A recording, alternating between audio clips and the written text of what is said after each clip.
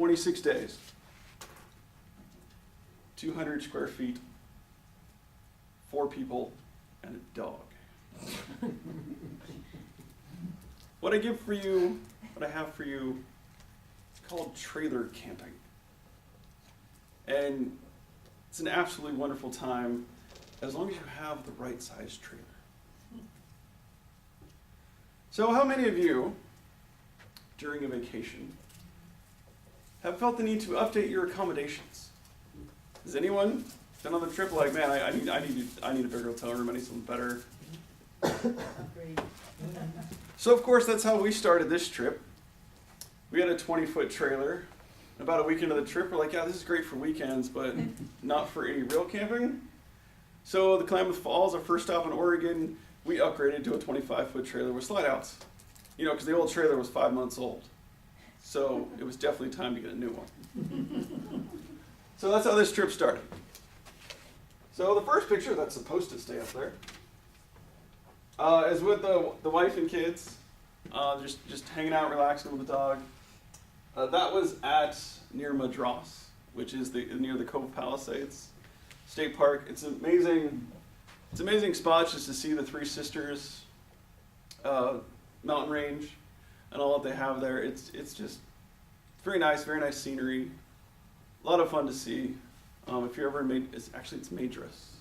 I was actually talking to Madras a couple weeks ago. He's one of our members, for our new members. And I was like, hey, they named a town after you in Oregon. It's called Madras. So the second photo that's supposed to stay up here, which isn't, is Multnomah Falls, which is, that was the first one. Oops. There's Multnomah Falls, how it looked before the big fire in Oregon. If you guys remember last year in about September, late August, September, they had huge fires. So that got really close. I think it came really close to Multnomah Falls, but they did save it, thankfully. So one of the fun ones for that one was, of course, it's the greatest waterfall in Oregon. It really is nice to see. You walk up, you get the bridge behind you. The walking bridge is that shot was showing, as it is showing. You got the bridge, you got the upper waterfall. It's really nice. You walk all the way up around the side, and no, it's pretty cool.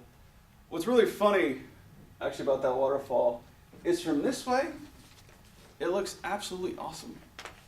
Then you work your way up, like most waterfalls, you want to walk your way to the top, see what you can see. And you walk like a mile, 1,000+ feet, you're like exhausted, you're like, man, this view better be amazing because I've spent way too much effort.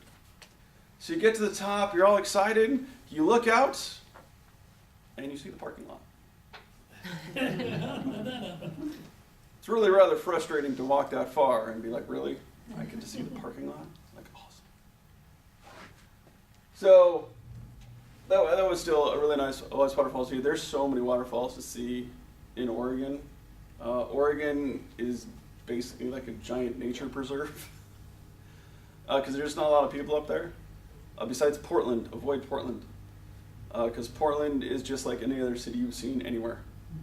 Just like Sacramento. I thought it would be more naturey, and it's not. It's just like here. So this shot, hey, showed up at the correct time for a second there. That is the pirate ship in the middle of Crater Lake. So that is, I had another photographer who was like, yeah, you gotta go try to see the pirate ship. So what we did is we actually went to see Crater Lake at sunset. Because he said that was a great time, and he was very right. Because you could see the sun, slowly working its way down through the crater in Crater Lake. So it was an absolutely beautiful time to see it. Not to mention there's no crowds, right before sundown. But earlier in the day, there's 20, 30, 40-minute lines. So it's really nice to get out there and see it, and it really is just a giant crater. Like you walk up to the edge, and you just look down, and there's this huge hole with a mountain and everything else. Just like you expect a crater. It's a meteorite crater. That's pretty cool. Get the photo. Okay, so this was absolutely epic. This is the Wildlife Safari. That was Wildlife Safari in Winston. They have 600 acres, and it is a drive-through safari. You stay in your car, and you just literally drive through the animals for about an hour and a half. So it's a pretty awesome thing to do. They do have all the predators behind bigger cages, just to make sure, you don't want lions coming up to your car. This is not Jurassic Park. It's supposed to be safe. But it is a lot of fun, and one of the extra things they do with the elephants, they were trying to make a bigger elephant enclosure. So this elephant, oops, stop it. That elephant is actually a painter. So those are her paintings. So we actually went back to the elephant enclosure, pay a little extra money, because how often can you get a picture painted by an elephant? I also bought ornaments, and the kids just had a lot of fun just seeing the paintings and touching the elephants, and just really, really cool to see. And then the last stop was more waterfalls. I don't remember which waterfall this is, but we were near Diamond Lake, which is right next to Crater Lake. It's always better to stay at Diamond Lake instead of Crater Lake, because Crater Lake doesn't have hookups, where Diamond Lake does. So if you want electricity and running water, that kind of thing. So right around that lake, within about 20 miles, there's 6 different spots to look at waterfalls, and they're all like mile-long hikes. It's like, get out of the car, do a mile hike, see a really cool waterfall, get back in your car, drive like 5 minutes, get back out of the car, go see a nice waterfall, come back. The kids were not happy with me when I said, hey, we're gonna do 5 waterfalls today. They're like, oh, thanks, Dad, awesome, I'm so excited. So it was just, this is an amazing adventure with the kids. That's, it's easy. That's Parker, that's Max. So those are my 2 little ones. So that was just a lot of fun. Trip in Oregon.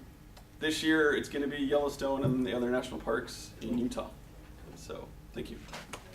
Dave's speech, Falling for Oregon. Oh boy, I loved this speech because I have lots of things to criticize. Which is to say, room for improvement. This is not criticism, because there were so many wonderful things about Dave's speech, and I would like to focus on his strengths. But unfortunately, in the role of an evaluator, I also have to touch on the areas that could use a little improvement. Content, I thought was great. First off, he wasn't exactly set up. So let's look at the bottom button here. So if he had had more time to practice with the PowerPoint, he would have been much more effective. Virtually all of his 9 ums, uncounted ands, and a few other little things were because of his having to mess around with the PowerPoint. So he would go and try and fix the PowerPoint, try and fix the PowerPoint. Was that actually PowerPoint, or was that just a list set of photos? That was just a photos folder. Okay, so it was a little jumpy because of that, but nevertheless, the descriptions were so good that they took you there. It wasn't just the pictures, it was the descriptions. I loved the descriptions. I thought his opening 20-foot trailer for Kids Dog, very effective, highly effective opening. And I thought that he used a really good pause at the end of his introduction into the speech, which just made you really engage in the speech. The other thing I thought that he did that caused him to really engage with us was when he asked, how many of you have ever done this, had to upgrade? And if you've ever been in a tent on a air mattress that went like that, you know what I'm talking about. Okay. In fact, I thought the entire speech was very engaging. I didn't see anybody not paying attention. Part of that was because of the humor. Really good use of humor. And I loved that too. Okay, here's things that, I love the descriptions. I'm going to come back to this again. I loved all the descriptions. The presentation did not have really great transitions. Possibly what I'm thinking of is maybe you could have asked someone to help you push the PowerPoint buttons when it was time for you to change to a different slide. That might have really made things much easier for you and made for a better presentation. I also thought what would really probably help the speech was if you had written out in advance bullet points for what you were going to cover. So not too many, but just, in general, just number 1, the falls, the zoo, the 6 spots, the hikes, the kids' reactions to all of the above. Those were really good.